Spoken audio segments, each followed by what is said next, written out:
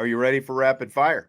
I am. I was driving home as fast as I could to get into this rapid All fire. right. And you got in early, and we had more basketball talk with Tom Noy. Well, the big news of the day, fill in the blank on this first one. It's blank that according to SI's Ross Dellinger, Notre Dame's exclusive negotiating period with Under Armour has expired, which makes Notre Dame free to negotiate its shoe and apparel deal on the open market.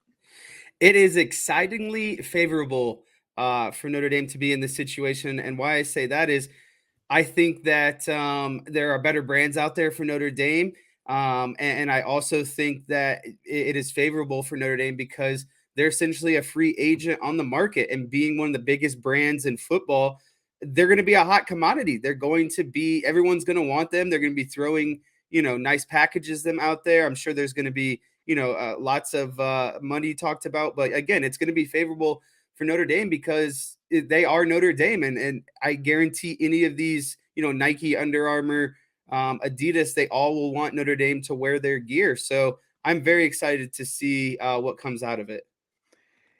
Yeah, and I just hit a button and I hope that it doesn't screw up my screen. Of course, it is going to cover everything up. I've gotten good at that this week, hitting buttons that I'm not supposed to push. I can't believe it's already been 10 years since they did Same. this deal with Under Armour. It really seems like it's flown by. It seems closer to like 5 or 6 for whatever reason. But you know, just like you said, like just because the exclusive negotiating period has expired, that doesn't mean they can't still talk to Under Armour. And I'm sure Under Armour is going to want to talk to them. They can still bid on it, but it does mean that Notre Dame is a free agent. And they can go out and dance with all the other girls at the party now, and it's like, I like you, I just don't love you. So they can still talk to Under Armour, but interesting timing as well. Marcus Freeman on that whirlwind cross country trip that he made last week. I think his first stop was in Maryland at Under Armour headquarters. And I'm sure that they pulled out all the bells and whistles to try to make him happy when he was out there. But it's just such a great opportunity for Jack Swarbrick and Notre Dame to see what's out there now. And I'm sure that Notre Dame is going to be in hot demand. The Under Armour deal was one of the top, apparel deals of all time. But, part of that deal was Under Armour gave Notre Dame stocks in this, and the price of the stocks have fallen from like $27 4 years ago to $7, $8, in that range right now. So, what Notre Dame is getting out of that is not very good right now. And then you look at some of the quality of the different stuff. And, like Tanner says, all he cares about is fix the mustard yellow pants. Yes. Can we actually get real gold pants? Does Nike or Adidas or whoever it happens to be have real gold that they can make the pants? That is the next question. But I was looking, Nike currently has around 70 schools, and that's not including Jumpman. That's just the regular Nike brand itself. Jumpman has like 7 to 10. Adidas is around 40. Under Armour, including Notre Dame, still has 17. New Balance has the one and only Boston College among its, as its one and only partner. But like you look, Kansas and Adidas Kansas and Indiana are like the two biggest, probably, Adidas properties right now. But of course, that's predominantly basketball. It's not even football. Miami, Florida, the Hurricanes, and the Washington Huskies are the two most prominent football schools that are associated with Adidas. So it would be huge for Adidas to be able to get Notre Dame back. Whether that happens, I don't know. But like Jumpman, of course, has Michigan. Everybody knows that. But they've got Florida, they've got North Carolina, Oklahoma, and UCLA. And I think that that's kind of the one, that maybe has a lot of people excited is the whole Jumpman thing. But I mean, everyone loves the retro Jordans. Like, you've got a million different pairs of shoes. Like, if we're just talking shoes themselves and we're talking comfort and performance, what's the brand that you prefer? Oh, it 100% be Nike, and I wouldn't even think twice about it in terms of style, on-field performance. The thing about Under Armour is their cleats are clunky, and I think that Nike has specific cleats that are more adaptable for cutting. sprint speed, just everything else. There's more comfort, there's more durability, and they're just not they're less clunky overall. So I think my ranking would be Nike 1, and then honestly, I think Under Armour and Adidas would be like 2A and 2B. I don't really see a whole lot of difference between the two. I think Adidas is actually a little bit cleaner and less clunky, but I really wouldn't want them to go back to Adidas. So to me, yes, Nike has a large, brand or selection, I guess you could say, amongst college sports, but I truly think that Nike has the best look to it. And like you said, I wouldn't be opposed to Jumpman either. I just don't know if Notre Dame would go that route. I think if they would go a route, it would be more so with Nike. Yeah, and the question is, with Michigan already a Jumpman school, like how much would that sway things? Would that factor in there for Notre Dame, or would it be a matter of just the best deal that you can get, on top of the best performance stuff? Because part of this Under Armour thing as well. I remember Jack Swarbrick talking about it was when it was announced, was like all this, high tech performance gear, and it was supposed to help Notre Dame and all this stuff. And really, when you look at I like Under Armour workout stuff. Yeah, their apparel and stuff is good, but their on-field product is not good. The shoes for basketball, the cleats for baseball and football, they're just don't very like the color of the clunky. green, and I don't know how much that's Notre Dame and how much that, that's just that's what Under Armour has or what. But yeah, and it's not just the cleats. The basketball shoes are clunky as well. The comfort level, I can tell you firsthand from people I've talked to, players don't like what's inside those shoes, like the way their feet feel when they are inside those Under Armour shoes. I can tell you that for sure. So there are big issues with arguably the most important part of this. The athletes have to wear these shoes, no matter what, to every game, to every practice. They get multiple pairs and all that stuff. But if they don't feel good and they don't perform well, then what are you doing out there? This is multi-million-dollar stuff. You got to get that aspect of it right. And I really don't think you could go wrong with either Adidas, or either of the Nike brands. Again, it'll be interesting to see if they would be willing to go back to Adidas. But, again, looking at Adidas's roster, the fact that they've got fewer, if they really want to step it up, I think that they would throw the kitchen sink at Notre Dame to try to get them back if they can.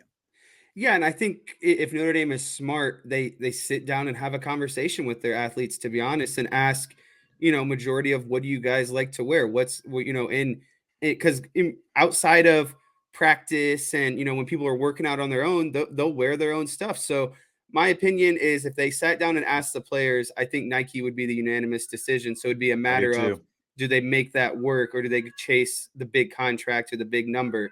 But if they're strictly going off of athlete preference, then Nike would be the one. Yeah. And those retro Jordans, they do look good. Coaches can wear them on the sideline. All right, so that's going to be interesting to follow now as this new apparel deal comes open, and I'm already formulating some follow-up topics on this that we can get to in tomorrow's rapid fire as well, with you and me and Vince here tomorrow. Hopefully, the three of us anyway. But in the meantime, On3 has been doing preseason college football top 10 rankings. They've got Notre Dame linebackers ranked 10th, Irish cornerbacks ranked number 6 in the country. Scale of 1 to 10, how surprising is it that both of those units for Notre Dame show up in the top 10 in the nation in this ranking? Yeah, so 10 being, an absolute shock, and 1 being, expected. I probably put this at like a 3 or 4 range. And the only reason it's that in that range is because I feel oftentimes Notre Dame isn't given enough credit. So I'm kind of surprised that they're getting the credit that there is. But when you look at them on paper, you have Bertrand and Kaiser, holding down the middle with a lot of experience, a lot of just overall, experience and the knowledge of what it means to play a linebacker, the mental aspect of the game.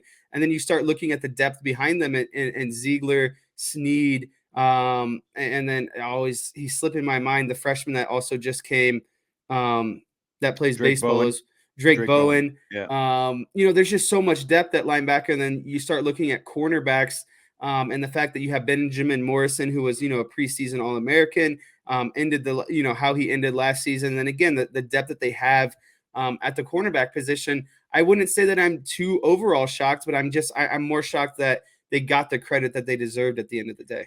Yeah, and that's for me. It's a lot higher. It's a 9 that I'm shocked, mostly because when it comes to cornerbacks, especially, this has long been a position where Notre Dame has been an afterthought when it comes to national rankings like this. So even though it is deserved based on who is in the room right now, I mean, you probably have to go back like what 20 some years, like Shane Walton and Vontez Duff, before they had something similar to what they have right now. And even before that, you probably go back to like the 93, 94 range with Bobby Taylor and Sean Wooden. Like it's been a while since Notre Dame could say they've got, that kind of quality playing cornerback for them. But it speaks to, what Mike Mickens is doing both on the recruiting trail as well as the development of those guys. Like one thing in this On Three write-up, they do say that Cam Hart and Clarence Lewis are battling for one of the corner spots, which is just flat out wrong because Hart missed spring with an injury. He's not battling for anything. He's going to be in there. But I mean, still to hear Notre Dame, when you're talking about cornerbacks, to be mentioned in the same breath as Alabama, Georgia, Ohio State, those kind of schools, again, I think it really speaks to what Mike Mickens is doing. So it's awesome. It's just that we just haven't seen this in so long here at Notre Dame. Now, as to the linebackers, I think you hit what they hit. They did mention the fact that, okay, so you've got the veterans coming back with Bertrand, Kaiser, and Leofow, their top 3 tacklers, but they specifically mentioned that what makes Notre Dame's group so interesting is the young guys like Jalen Sneed and Nolan Ziegler pushing for time, and the guys like Osbury, Bowen, and Zinter back there as well, these young linebackers who are pushing these veterans potentially for some time. And again, like this really is completely unexpected to me to see them in the top 10. But again, like just the fact that they are thought of in that breath, Well, yeah, I the mean, I think it makes you linebackers, feel better about the defense right now. they're very well supported right now because you have Bertrand and Kaiser who are predominantly your rundown backers, right? So like first and second down, and if you get a team in third and long and you go nickel and dime, you can put someone like Jalen Sneed in there or Nolan Ziegler, guys that just have a little bit more athleticism and space and can cover space a little bit better, and that's going to help you in coverage. And so that's it just the way that they're going to be able to mismatch or mix the pieces together depending on yardage and down. I think that's what's going to make them so special this year. Now, before the corner and linebacker rankings came out, they had Tommy Rees ranked as their number 10 offensive coordinator in the country. Do you buy or sell Rees would have been ranked if he was still at Notre Dame? I'd buy him actually being ranked if he was at Notre Dame because I think enough people know about him nationally. And the reason why I say that is because every time Dan Orlovsky does a game, he raves about, someone like Tommy Rees. But And he's the only one. He's the no, but only one who talks him up, yeah, and I just think that he's a guy who knows how to study the film and being a quarterback knows, offensive personnel. He understands, route development, play concepts, that sort of stuff. So I think Tommy is respected in the realm of, his play calling, his play design and stuff like that. And whether or not that translated to much success at Notre Dame and Notre Dame's personnel, that's a different story. But I think overall, it's only a matter of time before Tommy Rees gets to the NFL. And I think that's another thing that makes his name a hot commodity. I think he's on the brink of, breaking through into the NFL. So he's in my opinion, nationally known. So I buy this either way. I think there's a better chance of a downtown parade for Brian Kelly than there is of Rees being on this list if he was still at Notre Dame. It's like really the only coordinators in recent memory who have gotten much credit are on the defensive side: Elko, Lee, and Marcus Freeman, and they're all head coaches now. And to me, like Rees showing up on that list is kind of like some of these recruits, like their ratings are climbing as they're being recruited, but then they commit to Notre Dame, and all of a sudden their climb plateaus or even comes back down. It's like what happened there? All of a sudden, like I just think that Rees would probably be like 15th or 20th if he was still at Notre Dame, but because everybody's favorite rat poison guy, the old curmudgeon, Nick Saban, hired him. He's a bright, shiny new toy, and everyone's infatuated with him now. I mean, you're right about Dan Orlovsky, but I just never felt like Tommy got that much love before Alabama. And to me, it feels like that's why he's getting love now because, he's at Alabama now. So you've got to throw some respect on him. Nick Saban sees something in him. So that's kind of how it feels to me. Fill in the blank. It's blank that the Chiefs will open the NFL season against the Detroit Lions. I think it's exciting that the Chiefs are going to open the Detroit Lions, and you look at it on paper, and maybe in years past you would say that it's going to be a dud. But I'm really curious to see because everyone talks about the Lions; they're a year away, and how they finished last season with their surge. Dan Campbell. I think if you talk to majority of Lion fans, and they might be overconfident themselves, but I think it's a true test for them to see really how they stack up. And I know it's just the first game of the season, but if you're really a team that's changed, and you're really a team that says that I think the Lions have a legit chance to win the NFC North next year if they can pick up where they left off last year. And if that's the case, I just feel like the Chiefs game is a good test early on to really see how it's going to go. And I know it's the defending Super Bowl champions, and I know that again it's the first game of the season, but I think even more so that gives them the opportunity to come out and kind of make a statement early on. Yeah, it feels like the NFL is trying to sell us on Detroit early on, and especially with Aaron Rodgers being out of the NFC North now, the Lions have to be the favorites to win that division. Can the Bears make a big enough move from having the number one overall draft pick to making any waves in the division? What are the Vikings going to be? It just I don't know. It lacks some marquee. It's almost like Definitely. the Lions have some buzz coming into the season, so let's just put them in this first game, because everyone's going to watch that first game no matter what. So it doesn't matter who we put there, So rather than push, Chiefs and Lions into the middle of the season somewhere where nobody's going to watch it in a 1:00 window, you put it at the start of the season to kick off the season. Because again, it's like Patrick Mahomes, Josh Allen, Joe Burrow, Jared Goff. Like that doesn't really,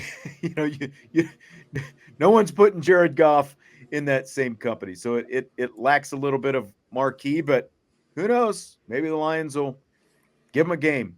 I don't know. But again, it just feels like kind of like a Thanksgiving game. Like it doesn't matter who plays the Lions or the Cowboys on Thanksgiving, people are always going to watch. And it's the same with the very first game of the season. It's going to get a huge number regardless. So it might as well just be the Lions, I guess.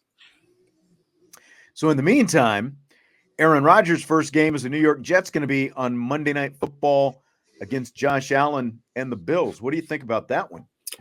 I think that's a tough matchup for someone like Aaron Rodgers to start the season, considering Buffalo's pedigree the last few seasons. But to be honest with you, hot take here, I think Buffalo is going to take a step back in the division this year. I think you're going to start to see. I think Buffalo's hit their plateau, and I think their window is actually starting to shrink on them. So I wouldn't be surprised if Buffalo takes a step back this year. Yeah, and that's not to say they have Miami, the Jets, and the Patriots, obviously in the division. And I think that the Patriots and Dolphins are going to be more so towards the top of the pack. I think that Josh Allen, nothing to say that he's not going to have a good year. I just think overall as a team, I think they're going to take a step back a little bit. But I think that's an exciting game overall. I think that's a good test for Aaron Rodgers, and being Aaron Rodgers' first game, I think it makes it more exciting. It's not against just a dud opponent. It should be a good matchup. Really exciting one. And, in fact, the opposite of like you very easily could have put this in that Thursday night game. Now they can't because they're giving that Thursday opening night game to the Super Bowl champion for the last few years. But like this would have been a better matchup for that first game than Chiefs Lions, I think. But it's interesting you think they're going to take a step back because you've always kind of been high on the Bills. And I don't know that Aaron Rodgers is going to make that much of a dent early on. Like we did, I think, was it you and I? We did our AFC quarterback rankings a month or Yep. so back. And like I didn't have Rodgers in my top 5 in the AFC. Well, I think what makes the So Jets, in particular, kind of challenging. As I mean, Buffalo lost to them last year. The Jets have a solid defense, and to me, their real issue was on the quarterback play and the offense. And so I think if they can take, Aaron Rodgers isn't the Aaron Rodgers of past, but if Aaron Rodgers can just be, consistent enough, I think the Jets take a leap forward this year. So I think that those games are going to be, pretty close. And I think Aaron Rodgers is ultimately going to be the deciding factor. If Aaron Rodgers can play, how he's played in the past, I think the Jets could really excel this season and be a 10-win team. Derek is not very happy with my shots on the Lions today. So I respect Derek, the heck you out of him. probably are one of the people who still complains about the pass interference against the Cowboys in the playoffs. That's right. What Dan Campbell was able to do with that team, watching Hard Knocks, they were the Hard Knocks team last year, and watching like the very last scene of Hard Knocks, they asked him what the Lions were going to be, something along those lines. And he sat there and he paused for what seemed like minutes. But, he basically gave we're going to be a team that plays hard and, those kind of things. And in the end, they were like, he got the maximum out of that roster, I think, last year. They've added some talent in the draft. I think they made a mistake by not just drafting Bijan Robinson and going with Jahmyr Gibbs. I did not understand that whole process with their first round pick. Yeah, me either. But we'll see. I mean, that division is there for them to win this year. So we'll see if he can pull it off without Aaron Rodgers. John saying he wanted to see the Chiefs play the Bengals in the first game. They're going to get them New Year's Eve instead. You're going to have to wait till New Year's Eve to see the Chiefs and the Bengals play. Shift gears a little bit to the full schedule, by the way, comes out today. Did you see some of the schedule leaks that have started coming out? I know you've been busy today. Nope. I'm not a leak type of guy. I don't watch. All right, I won't let you know unless you want me to tell you. There's some Cowboys opponents games that came out. So I know that they're in Buffalo this year, so hopefully that is during a favorable time. Yes, that's the one we're looking at. Apparently, it's going to be Commanders on Thanksgiving, which I'm not real thrilled about. But I don't like divisional opponents on the Thanksgiving game. Yeah, me either. Orlando, Florida has a $1.7 billion stadium proposal on the table in the hopes of bringing in a Major League Baseball team. Do you buy or sell another big league team in the state of Florida? I sell it, and I don't think that Orlando, there's already so much going on in Orlando, and I get that that's probably what their thought is if, all these people are down there for, Disney, and they're just, there's so many things going on down there in the summertime that I think they're like, okay, if we could put a baseball team here, it just gives, the people another option to kind of go out and see a baseball game. But I just think that there's better options and we've talked about it before. I think there's better, more enticing option. I would rather see a team in Vegas before I'd like to see a team in Orlando. For sure. And I just think that there's better spots that they could go to. It just feels like Florida and Orlando is just kind of like the lazy decision, in my opinion. Yeah, and I mean, Orlando is just such a tourist area. I don't see anyone being more interested in baseball there than they are in Tampa. Tampa already has all these issues. If anything, if Orlando wants a team, move the Rays out of Tampa. Yeah, and that's Decaf just said the exact same thing that I was saying. Just move the Rays out of Tampa over to Orlando. The stadium is much nicer than what they've got in Tampa. That thing is a pit there, and they've been trying for years and years to get a new stadium built there in Tampa, but they can't get it built. Just build the stadium in Orlando and move the Rays out of Tampa. That seems like that would be the solution if Orlando wants a team. I just 3 doesn't make sense because neither of the two teams right now are consistent draws anyway. Yeah, the markets aren't great already for the two teams that are already there. Yeah, you've got mostly transplants down there who are fans of the Yankees and Red Sox and Phillies and all those teams from up north. It's like northern people who move down there. So why are you trying to bother building interest in another Major League Baseball team? It just doesn't make sense. And that's fair as well. Mike. He says, I live in Tampa. The Rays are in St. Pete. And that is right. I haven't been in the stadium, but I have been by the stadium down there. But yeah. I would, excuse me.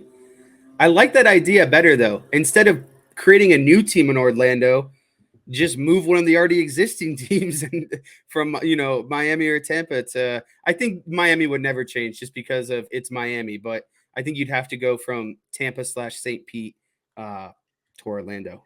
Yeah. Derek says he would move the Royals there. The Royals are actually talking about they're supposed to be building a downtown Kansas City stadium here pretty soon. And, it's like, why would you want to move what is now another pathetic team into the state the way the Royals have, like, it's like we're going to have 30 Well, I more think the years of issue bad is baseball now. what's So, enticing for all of these new stadiums is if you can move them closer to downtown, you can do more stuff with it right. outside of the season, essentially. And I think every new stadium that you're going to see is going to be at least a retractable roof because of what you can do. You can close the roof in the wintertime and hold, basketball games, concerts, whatever it might be. It can just be more multi-purpose. And when people are investing millions and billions of dollars and taxpayer money goes into it, you want to get the most out of it as possible. Yeah. I agree. LA Dodgers outfielder Mookie Betts stayed by himself in an Airbnb in Milwaukee this week while the rest of the Dodgers stayed at an old hotel that is thought to be haunted. Have you ever stayed somewhere that's thought to be haunted?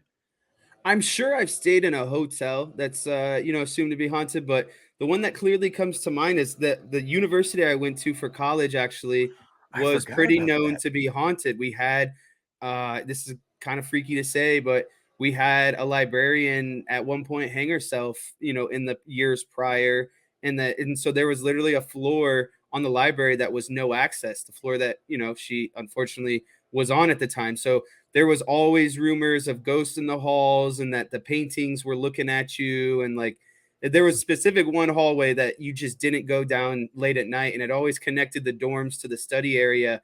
And most people did not walk down that hallway by themselves, but there was definitely some weird behavior that went on at the university. There were dorms actually that people weren't allowed to live in because there were too many complaints of weird stuff going on as well. Really? So yeah, I mean, they had certain floors cut off and they had certain dorms cut off as well. But I never really experienced anything too freaky, I don't think. But you could definitely, people did their research, on it, and there's weird stuff that had gone on. And at one point, it was like the university was founded by the sisters, so it was at one point like a all nun school or all female school too. Mm-hmm. So there's just a lot of kind of history at the university.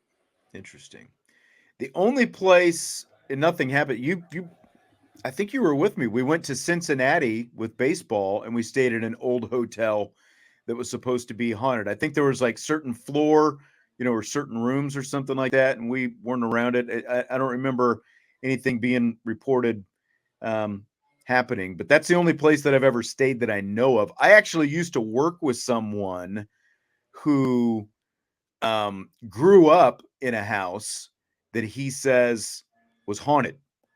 And like he says all these different stories about like, things that were seen in the house and stuff like that. And it was like here in South Bend, things in the house, and they had did some of the different stuff. And I don't know if I've told you, but our current duplex, there's a little weird activity at times. really, Yeah, and there's backstory with it too. A lady was unfortunately um shot in our house at one point, like 30, 40, 50 years ago. And there's just instances where like I remember one night the TV turned on by itself and I went out into the living room to turn it off. And as soon as I picked up the remote, the TV shut back off.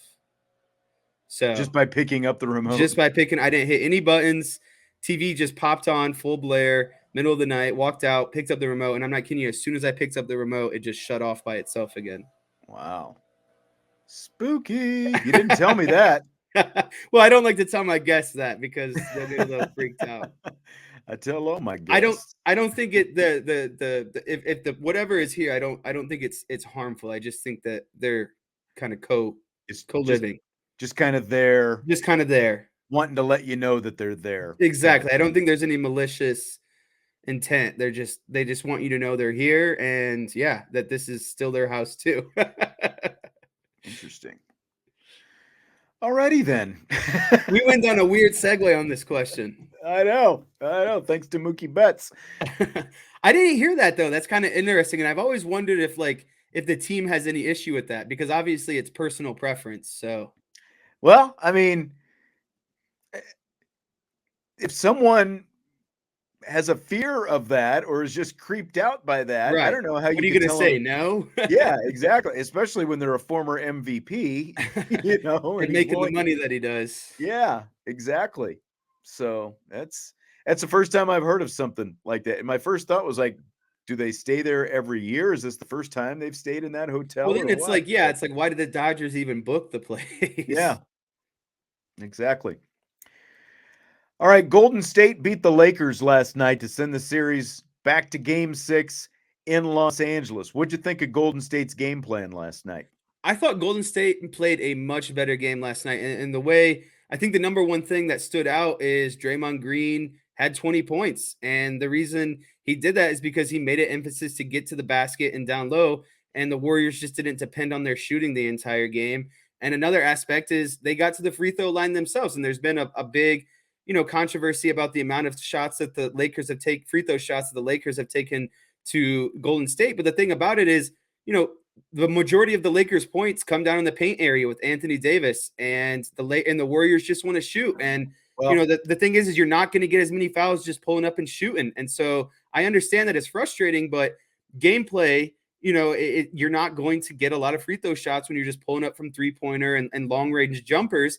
And last night the free throw comparison was about even, and the Warriors came out on top. And I think another point of it is the Warriors didn't get sloppy with their turnovers. They handled the ball a lot better. The Lakers are trying to push the ball in transition, and that's what Draymond did so well last night. Is he pushed tempo and he forced the Lakers to also run in transition as see, well. and that was the biggest thing to me is Golden State just decided we're going to run, and they just kept running rim run after rim run, and like Curry would still put up a three every now and then, but a lot of times he'd bring the ball up and just go to the rim, and And just that, yeah, exactly. run it. Curry was also making his way to the rim. And when you've got a 38-year-old on the other side who, is like strategically picking and choosing where he's going to exert his energy, and you're making him have to work like that and try to get up and down the floor. That's what I felt like had the biggest influence on the game, was just the tempo that Golden State decided they were going to go with, because there's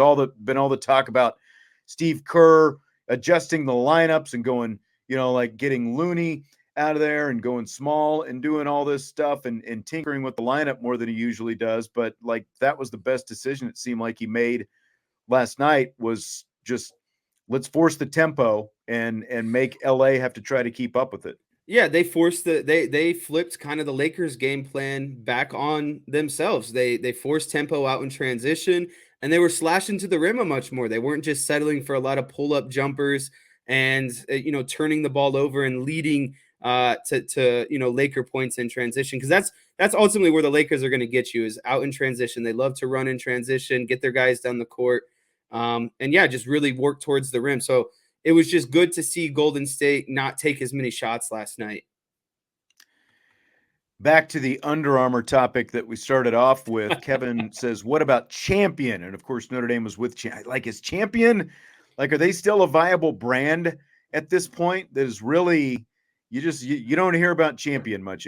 Basically, since Notre Dame left Champion, what, 25 or so years ago? I don't know, because like it was a combo thing where like they had Champion as the uniforms, but they had Adidas as the shoes there for a while, and then it became full-fledged Adidas. I don't know. Well, it'd be interesting to see if they would, be wanting to piece something together again, because I've seen people say Russell as well.